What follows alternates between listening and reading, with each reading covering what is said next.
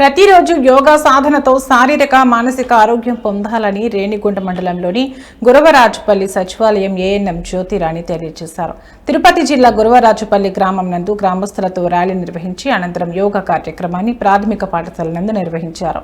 ఈ సందర్భంగా ఏఎన్ఎం జ్యోతిరాణి మాట్లాడుతూ మే 21వ తేదీ నుంచి జూన్ 21వ తేదీ వరకు యోగాంధ్ర 2025 కార్యక్రమాన్ని నెల రోజుల పాటు నిర్వహించడం జరుగుతుందని గుర్తు చేశారు. యోగా గొప్పతనాన్ని దేశ ప్రధాని నరేంద్ర మోడీ, రాష్ట్ర ముఖ్యమంత్రి నారా చంద్రబాబు నాయుడు ప్రపంచ వ్యాప్తంగా చాటి చెప్పే ప్రయత్నం చేస్తున్నారని తెలియజేశారు. ఆరోగ్యంగా ఉండాలంటే యోగా చేయాలి. ప్రతిరోజు యోగా చేయాలి. ప్రతిరోజు యోగా చేయాలి. ప్రతిరోజు యోగా చేయాలి. ఆరోగ్యంగా ఉండాలంటే యోగా చేయాలి. ఆరోగ్యంగా ఉండాలంటే యోగా చేయాలి. ప్రతిరోజు. అందరికీ నమస్కారం. నా పేరు జ్యోతిరాణి. గ్రామ వార్డు సచివాలయం ఏఎన్ఎంగా వర్క్ చేస్తున్నాను. సంపూర్ణమైన ఆరోగ్యం కోసం మనం ప్రతిరోజు యోగా అనేది తప్పనిసరిగా చేయాలి.